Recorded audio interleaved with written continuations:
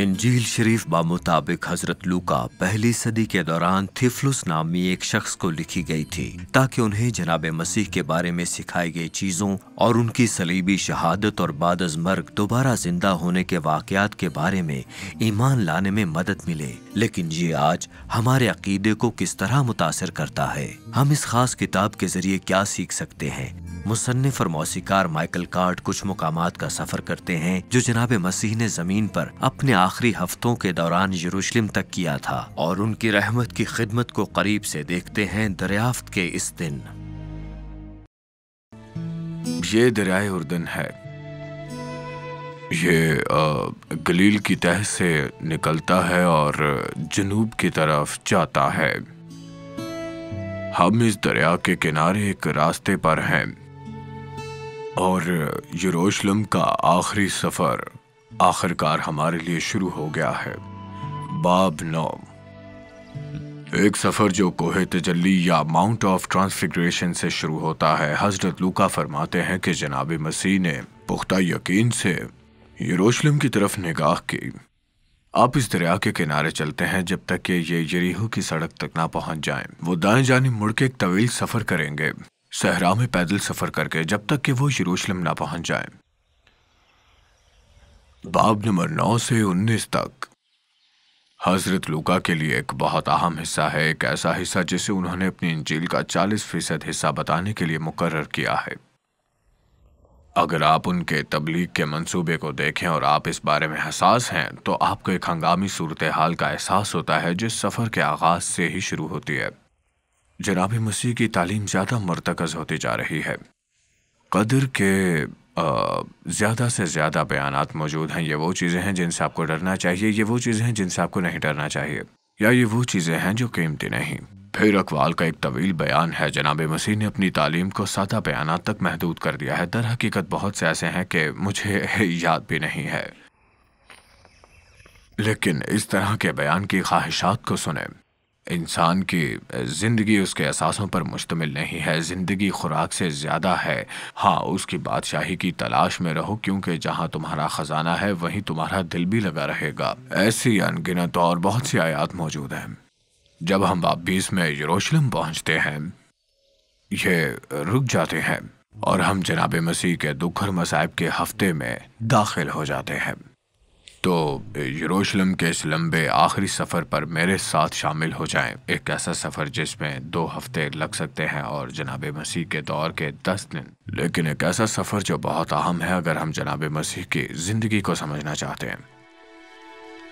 फिर उसने उन 12 को साथ लेकर उनसे कहा कि देखो, हम यरूशलेम को जाते हैं और जितनी बातें नबियों की मार्फत लिखी गई हैं इब्ने आदम के हक़ में पूरी होंगी, क्योंकि वो गैर कौम वालों के हवाले किया जाएगा और लोग उसको ठट्ठों में उड़ाएंगे और उस पर थूकेंगे और उसको कोड़े मारेंगे और कत्ल करेंगे और वो तीसरे दिन जी उठेगा। लेकिन उन्होंने इनमें से कोई बात न समझी और ये कौल उन पर पोशीदा रहा और इन बातों का मतलब उनकी समझ में न आया।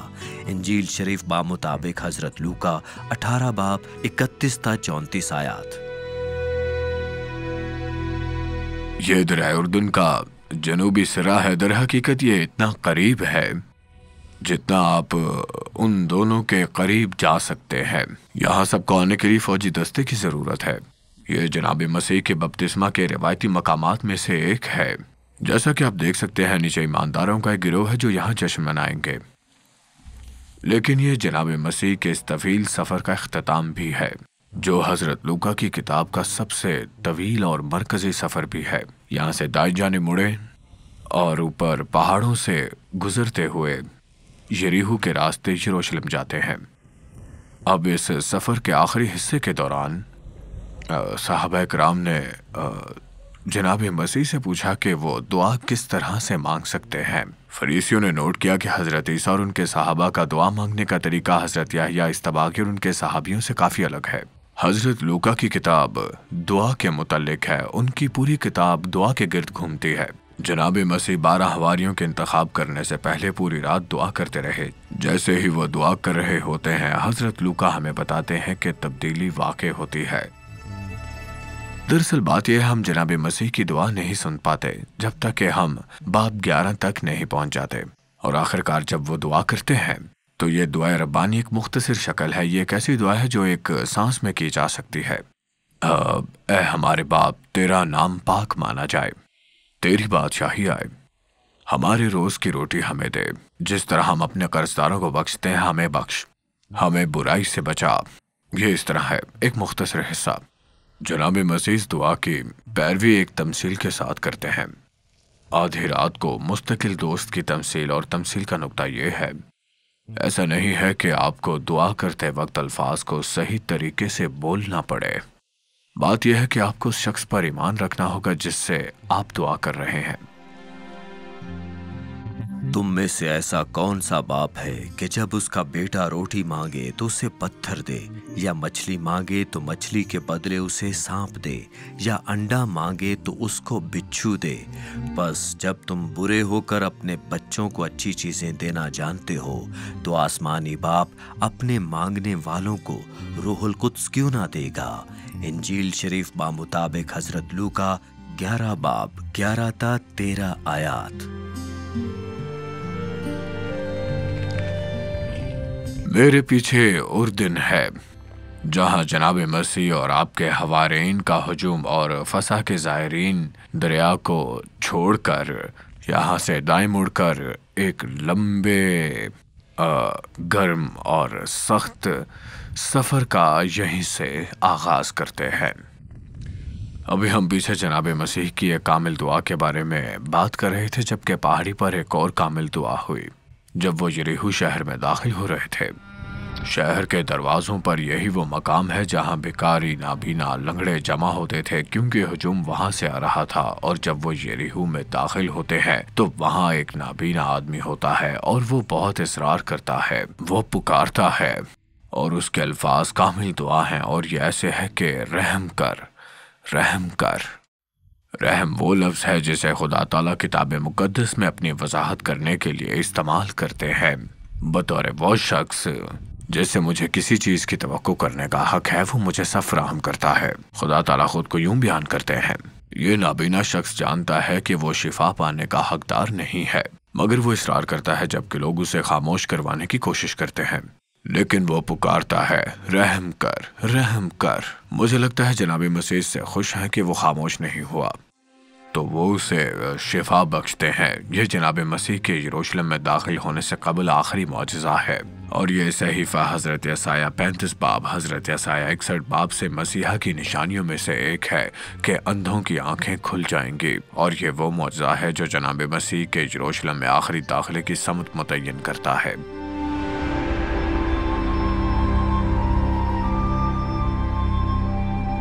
آپ نے کبھی بیابان کے تصور کی کوشش کی ہے تو میرے پیچھے دیکھ لیں، آپ کو مزید تصور نہیں کرنا پڑے گا.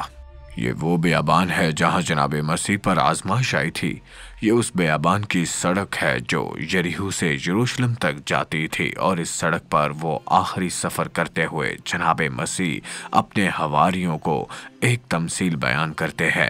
یہ دراصل 3 تماثیل کا ایک مجموعہ ہے، اور یہ کھوئے ہوئی بھیڑ، کھوئے ہوئے سکے اور کھوئے ہوئے بیٹے کی تمثیل ہے. اب جناب مسیح جان بوجھ کر کھوئے ہوئے ٹکڑوں کی 2 تماثیل بتاتے ہیں. وہ 2 الفاظ اس طرح ختم ہوتے ہیں، کھویا ہوا بھیڑ اور کھویا ہوا سکہ. اسی طرح 99 راست بازوں کی نسبت جو توبہ کی حاجت نہیں رکھتے، ایک توبہ کرنے والے گنہگار کے باعث آسمان پر زیادہ خوشی ہوگی. اور پھر بھی سکے کی کہانی میں انہوں نے توبہ کے بارے میں کچھ نہیں فرمایا. بھیڑ کی کہانی میں بھی ایسا ہی تھا، توبہ کے بارے میں کوئی لفظ نہ تھا. تو وہ کھوئے ہوئے ٹکڑوں کی کہانی جان کر سناتے تھے تاکہ جب ہم کھوئے ہوئے لڑکے کے بارے میں سوچے تو ہم توبہ کے بارے میں سوچ رہے ہوتے ہیں. اب حضرت لوکا ہمیں یہ بتانے کے لیے بہت محتاط ہوتے ہیں کہ یہ تمثیل ایک مخلوط ہجوم کو بتائی گئی تھی. یاد رکھیں حضرت لوکا ہمیں ہمیشہ تمثیل کا رد عمل دکھاتے ہیں، اس لیے وہاں گنہگار اور متقی پرہیزگار لوگ بھی ہیں. لہٰذا اگر آپ تمثیل کو سمجھنا چاہتے ہیں تو بہت اہم ہے کہ آپ یاد رکھیں تمثیل کی طاقت ایک حصہ شناخت ہے. کون کس کردار کے ساتھ شناخت کرے گا، لہٰذا اسے ذہن میں رکھیں. لیکن آپ کہانی جانتے ہیں، جہاں تک میرا تعلق ہے، مصروف بیٹا جو بڑے بیٹے سے کہیں کم دلچسپ ہے. چھوٹا بیٹا اپنے وراثت کا مطالبہ کرتا ہے اور انہیں چھوڑ کر چلا جاتا ہے. और वो अपना सब कुछ बर्बाद कर देता है। वो एक इतने कमतर जानवर को खाना खिलाता है जो एक नौजवान यहूदी के लिए सही नहीं है। वो वापस लौटने का फैसला करता है और वापस लौटते वक्त रास्ते में एक छोटी सी तकरीर तैयार करता है। बस मुझे यहाँ रहने दें, अपना नौकर बना ले, अपने गुलामों में से एक बना ले। लिहाजा वो घर पहुँचता है और बाप इंतज़ार कर रहा होता है। इस तरह सड़क पर वो बहुत दूर से इंतज़ार करते हुए अजनबियों को वापस लौटते हुए देखता है। अपने बेटे को देखकर वो भागता हुआ जाता है। वो सीधे जाकर बेटे को गले से लगा लेता है और बेटा अपनी इस तकरीर का एक लफ्ज़ भी नहीं कह पाता। वो भी शुरू ही करने वाला होता है कि बाप उसे चादर, कपड़े और बहुत से मलबूसात दे देता है। ये वाकई एक माफ़ी के मुतरादिफ है। अब आपको ये जानने की ज़रूरत है कि ये एक रहमदिली और रहमत के बारे में तमसील है। जनाब मसीह छठे बाब में पहले ही इसकी वजाहत कर चुके हैं। वो फरमाते हैं कि खुदा ताला नाशुक्रों और बदकारों पर भी मेहरबान है। इस छोटे से बच्चे से ज़्यादा शुक्रान कौन है। लिहाजा कहानी में बाप जो खुदा ताला की नुमाइंदगी करता है, बस इस लड़के पर इतना रहम दिल होता है कि वो उसका मुस्तहिक नहीं था लेकिन उसका हामिल होता है। लेकिन जहाँ तक मेरा ताल्लुक है तो वाकई दिलचस्प किरदार बड़ा भाई है। कोई भी इस बारे में कभी बात नहीं करता। वो किसी साए में छुपा हुआ लगता है और वो ज़ियाफत होते देखता है। मौसीकी हज़रत लूका यूनानी लफ्ज़ का इस्तेमाल करते हैं। वो ये देखकर पूछता है कि क्या हो रहा है। एक मुलाजिम कहता है कि आपका भाई लौटा है, उसकी ज़ियाफत हो रही है, और वो गुस्से में है। और यहाँ से एक दिलचस्प बात है। बड़ा भाई कहता है यहाँ मैं सारी ज़िंदगी ग़ुलामी करता रहा हूँ। और फिर असल सवाल ये है कि ग़ुलाम कौन है। जो भाई जो वापस आता है और कहता है कि बस मुझे अपना ग़ुलाम बना ले, या बड़ा भाई जिसने सब ठीक काम किए हैं लेकिन जिसका दिल रहम दिली को नहीं समझता। ये एक ऐसी दुनिया के बारे में कहानी है जो उलट पलट गई है। ये एक ऐसे शख्स के बारे में कहानी है जिसे ये समझना चाहिए था बड़ा भाई जिसने ऐसा नहीं किया, और छोटा भाई जो समझता है कि वो ऐसी चीज़ मांग सकता है जिसका वादा मुस्तहिक नहीं है। जिस वादी को हम नज़रअंदाज कर रहे हैं वो यरीहो तक जाती है। आप नीचे सब्ज दरख्तों को देख सकते हैं जहां वो सफ़र के दौरान पानी तलाश करते होंगे। यरीहो से यरूशलेम तक वो आखिरी सफ़र, वो सफ़र जिसने हज़रत लूका के तख़य्युल को इतना मुतासिर किया कि उन्होंने इंजील का 40% हिस्सा हमें ये कहानी सुनाने में गुजारा। रास्ते में एक बहुत ही मजहबी शख्स जनाब मसीह के पास आया। वो उनके इर्द गिर्द के हजूम से सवाल करके उन्हें धोखा देने की कोशिश कर रहा था, और उस शख्स ने एक बहुत बुनियादी सवाल पूछा, सबसे बड़ा हुक्म क्या है? और जनाब मसीह इस सवाल को वापस उसकी तरफ फेंकते हैं कि ये कैसे लिखा गया है, तुम क्या कहते हो? और वो दरसी किताब का जवाब देता है, वो जवाब जो आप उस शख्स को सुबह 3 बजे जगा कर उसका सांस बंद करें तो वो ये जवाब देगा। वो सवाल का जवाब जानता था, खुदा ताला और अपने हमसायों से मोहब्बत करो, यही असल शरीयत है। जनाब मसीह फरमाते हैं कि बिल्कुल तुमने ठीक समझा है। हज़रत लूका बताते हैं कि उस शख्स ने खुद को सही ठहराया है और इसीलिए वो जनाब मसीह के बारे में और सवालात पूछता है। उसे बस अपना मुंह बंद रखना चाहिए था। उसने पूछा, मेरा पड़ोसी कौन है? तो ये एक तमसील है। एक बार फिर हज़रत लूका ने हमें तमसील के बयान का सियाको सबाक ज़िंदगी की सूरत हाल में बता दिया है। ये उस शख्स के लिए बताया गया है जिसने अभी ये सवाल पूछा है, और वो एक बेनाम शख्स के बारे में एक कहानी बयान करते हैं जो उस सड़क पर सफ़र कर रहा था। एक बहुत ख़तरनाक सड़क, बहुत से डाकू और जो उसे पकड़ कर उस पर तशद्दुद करते हैं और उसे मुर्दा छोड़ जाते हैं। अब यरीहो इमामों का शहर है, इसलिए इमामों और लावियों की आपस में अच्छी बनती है, और वो उस शख्स के पास से गुजरे। वो उस पर रहम नहीं करते। फिर एक समारी यानी एक ऐसा शख्स था जिसे यहूदी नफरत करते थे। सामरी एक ऐसी कौम थी जिसे यहूदी सिर्फ नफरत के सिवा कुछ नहीं करते थे। लेकिन हुआ क्या? वो रुक गया। वो रहम दिली दिखाता है, हद से ज़्यादा मोहब्बत दिखाता है। वो सिर्फ उस शख्स की मरहम पट्टी नहीं करता बल्कि उसे अपने गधे पर लाद कर एक सराय में ले जाता है। वो उस बात को यकीनी बनाने के लिए रात सराय में गुजारता है कि वो ठीक हो जाए, और अगली सुबह वो सब अखराजात की अदायगी के लिए पैसे देता है। आपका रहम और मेहरबानी हमेशा ज़्यादा होनी चाहिए, और यही उस समारी ने भी किया। कहानी मुकम्मल हो जाती है। जनाब मसीह वापस आते हैं और उस आलिम से पूछते हैं कि अच्छा बताओ कि तुम्हारा पड़ोसी कौन है? اور کیا یہ دلچسپ نہیں ہے کہ وہ کہتا ہے کہ وہ جس نے رحم کیا۔ ان تینوں میں سے اس شخص کا جو ڈاکوؤں میں گر گیا تھا تیری دانست میں کون پڑوسی ٹھہرا؟ اس نے کہا وہ جس نے اس پر رحم کیا۔ یسوع نے اس سے کہا جا تو بھی ایسا ہی کر۔ انجیل شریف بمطابق حضرت لوکا 10 باب 36 اور 37 آیات۔ اب ہم اس طویل سفر کے اختتام پر پہنچ گئے ہیں، وہ سفر جو وادی اردن تک کوہ تجلی کے دامن میں شروع ہوا، اور وہاں میرے پیچھے یریحو ہے جو ان کا یروشلم پہنچنے سے پہلے آخری پڑاؤ تھا، اور وہاں یریحو شہر میں جناب مسیح اس نئے اقدار کے نظام کے لیے ایک بچے سے ملتے ہیں۔ یہ یکسر بدلتی ہوئی بادشاہت جس کے بارے میں وہ بات کرتے ہیں، انہوں نے حضرت متی محصول لینے والے کو اپنے صحابی کے طور پر بلایا، لیکن اب جیسے ہی وہ یریحو میں داخل ہوتے ہیں تو وہاں ایک سردار محصول لینے والا ان کا انتظار کرتا ہے۔ اس کا نام زکائی ہے اور وہ ایک چھوٹا سا آدمی ہے، لہٰذا ہم نے اپنے بچپن میں اس کی کہانی سنی ہے۔ وہ ایک انجیر کے درخت پر چڑھتا ہے، اور جیسے ہی جناب مسیح شہر میں جا رہے ہوتے ہیں، یریحو جو یہودی اماموں کے شہر میں، تو وہ وہاں ایک سردار محصول لینے والے کے ساتھ رہنے والے ہیں۔ اب کچھ چیزیں واضح کریں، زکائی کو غلط فہمی نہیں ہے، وہ ایک برا آدمی ہے، وہ ایک ایسا آدمی ہے جس نے اپنے لوگوں سے چوری کی ہے اور یہودیوں میں اس کے لیے بہت نفرت ہے، لیکن وہ جناب مسیح کے سامنے کھڑا ہوتا ہے اور کہتا ہے کہ وہ 4 بار چوری کی گئی چیزوں کو واپس کرنے جا رہا ہے۔ وہ یہ بحالی ہے جو شریعت کسی ایسے شخص کے لیے فراہم کرتی ہے جو چور ہو، لہٰذا وہ اعتراف کرتا ہے کہ وہ ایک چور ہے، اور پھر بھی وہ خوشی سے اس پیسے کو واپس دینے کے لیے تیار ہوتا ہے، کیونکہ اس کی زندگی میں توبہ آ چکی ہے اور اس نے اس نئی بادشاہت کے اقتدار کے نظام کو تسلیم کیا ہے، اور خاص طور پر جناب مسیح کو۔ وہ شخص شہر کے دروازے پر تب سے انتظار کر رہا تھا جب جناب مسیح شہر میں داخل ہونے والے تھے۔ وہ یریحو میں داخل ہو کر جا رہا تھا اور دیکھا زکائی نام کا ایک آدمی تھا جو محصول لینے والوں کا سردار اور دولت مند تھا۔ وہ یسوع کو دیکھنے کی کوشش کرتا تھا کہ کون سا ہے، لیکن بھیڑ کے سبب سے دیکھ نہ سکتا تھا، اس لیے کہ اس کا قد چھوٹا تھا۔ بس اسے دیکھنے کے لیے آگے دوڑ کر ایک گولر کے پیڑ پر چڑھ گیا، کیونکہ وہ اسی راہ سے جانے کو تھا۔ جب یسوع اس جگہ پہنچا تو اوپر نگاہ کر کے اس سے کہا، اے زکائی جلد اتر آ، کیونکہ آج مجھے تیرے گھر رہنا ضرور ہے۔ وہ جلد اتر کر اس کو خوشی سے اپنے گھر لے گیا۔ انجیل شریف بمطابق حضرت لوکا 19 باب 1 سے 6 آیات۔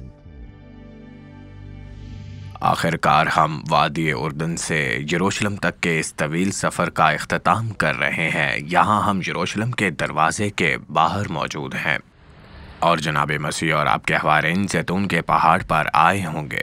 یہ وہ جگہ تھی جہاں وہ تھوڑی دیر کے لیے رک گئے تھے۔ آپ نے اپنے حواریوں کو ایک گدھا لانے کے لیے شہر میں بھیجا، اور زکریا 9 کے الفاظ میں شہر میں داخل ہو گیا۔ جیسے ہی وہ پہاڑ سے نیچے اتر رہے ہوتے ہیں، وہ زبور 118 کی تلاوت شروع کر دیتے ہیں۔ اس حقیقت کا جشن مناتے ہیں کہ وہ یہاں ہے۔ فسح کا ہجوم چاروں طرف ہے، اور پھر یہاں جناب مسیح اپنے حواریوں کے گروپ کے ساتھ، اور وہ سب جشن منا رہے ہیں۔ انہوں نے ابھی معجزے دیکھے ہیں۔ وہ شخص جو نابینا تھا یریحو میں شفا یاب ہو چکا تھا، اور ہر کوئی جشن منا رہا تھا۔ یہ بہت حیرت انگیز چیز تھی کہ ایک نابینا شخص کو اس کی آنکھوں کا مل جانا، یہ ایک بہت بڑا لمحہ تھا، سوائے ایک چیز کے۔ جیسے ہی وہ وادی کراس کرتے ہیں اور جناب مسیح بیت المقدس کی حدود میں داخل ہوتے ہیں، یہ بڑی دیواریں اس کے سامنے گھومنے لگتی ہیں۔ یہ گولڈن گیٹ ہے، بہت سے لوگوں کو لگتا ہے آپ یہیں سے داخل ہوئے۔ جناب مسیح اپنی غیبی علم کی طاقت سے دیکھ سکتے ہیں کہ 70 عیسوی میں یہاں کیا ہونے والا ہے، اور تیتوس اس شہر کو گھیرے گا۔ یہ زندگی کا زبردست نقصان ہوگا۔ وہ لوگوں کو تب تک صلیب پر چڑھاتا رہے گا کہ جب تک لکڑی ختم نہ ہو جائے، اور پھر جب جناب مسیح نے اس بارے میں پیشن گوئی کی کہ اس شہر کا کیا ہونے والا ہے، تو وہ پھوٹ پھوٹ کر رونے لگے۔ اب اسے روایتی طور پر فاتحانہ داخلہ کہہ سکتے ہیں، لیکن آپ کو یہ احساس کرنا ہے کہ جناب مسیح اس دروازے سے داخل ہوئے، اور وہ تب اپنی آنکھوں سے آنسوؤں کو پہنچ رہے تھے۔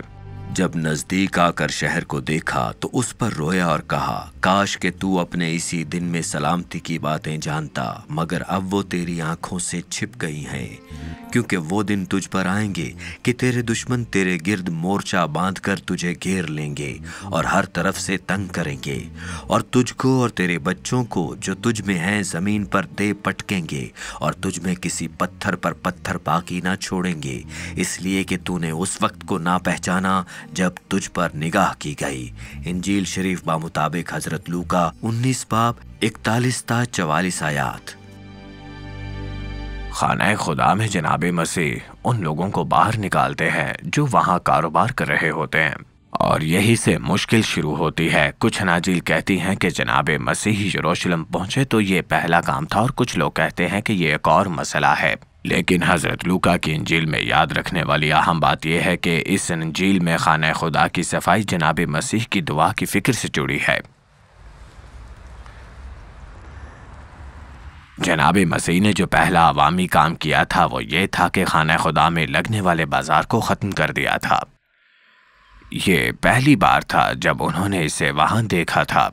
आखिरी अवामी काम जो जनाब मसीह ने किया वो ये था, जनाब मसीह वो अंदर जाते हैं और तमाम ताजरों को बाहर निकाल देते हैं ताकि वो एक पुरसुकून जगह कायम कर सकें, ताकि गैर यहूदी दुआ कर सकें। इंजील की आफाकियत के बारे में हमारी तशवीश है, और गैर यहूदियों और दुआ के बारे में भी हमारी तशवीश है। और यहीं से पाक हफ्ता शुरू हो जाता है। हज़रत लूका कहते हैं कि वो यहाँ हर रोज़ दर्स दे दें और खुशखबरी सुनाने के लिए खाना खुदा में तशरीफ़ लाते थे। फिर वो हैकल में जाकर बेचने वालों को निकालने लगा और उनसे कहा, लिखा है मेरा घर दुआ का घर होगा, मगर तुमने उसको डाकुओं की खो बना दिया। इंजील शरीफ बामुताबिक हज़रत लूका 19 बाब 45 और 46 आयात।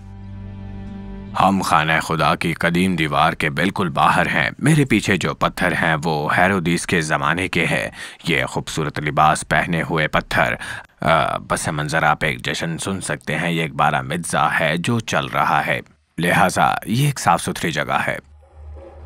जनाब मसीह हैरत अंगेज़ तौर पर दूसरी आमद के बारे में, दुनिया के ख़ात्मे के बारे में बहुत कम बात करते हैं, लेकिन सबसे लंबा ऐलान यहाँ हुआ बिल्कुल खाना खुदा के बाहर।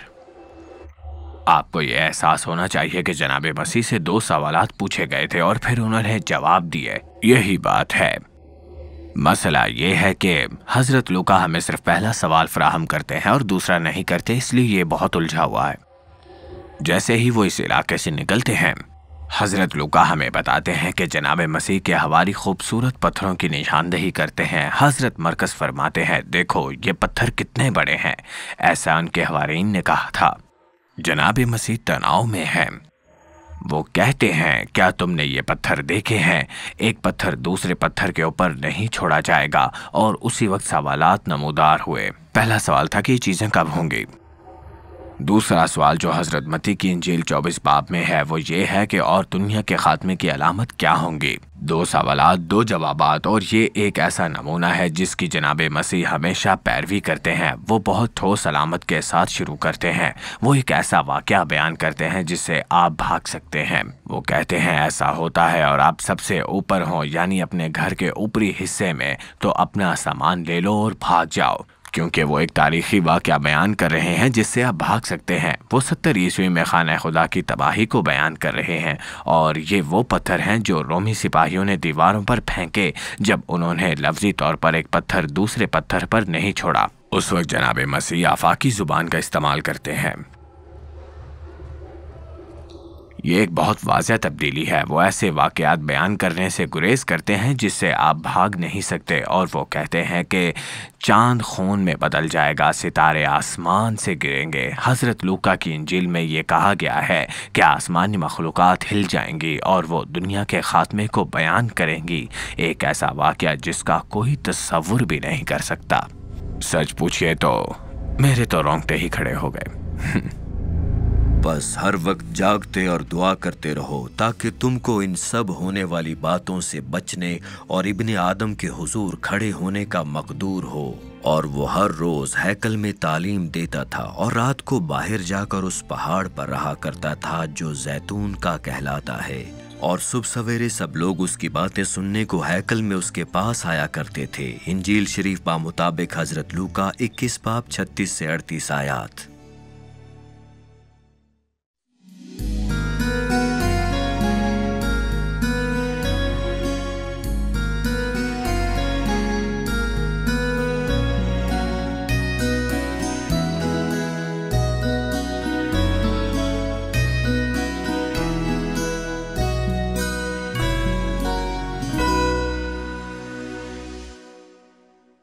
अजीज नाजरीन, इस वीडियो को देखने के बाद अगर आप इंजील शरीफ का मुफ्त नुस्खा हासिल करना चाहते हैं तो हमें अपना मुकम्मल पता बमा मोबाइल फोन के अरसाल कर दें। हम पूरी कोशिश करेंगे कि आप तक इंजील शरीफ का मुफ्त नुस्खा पहुंच जाए।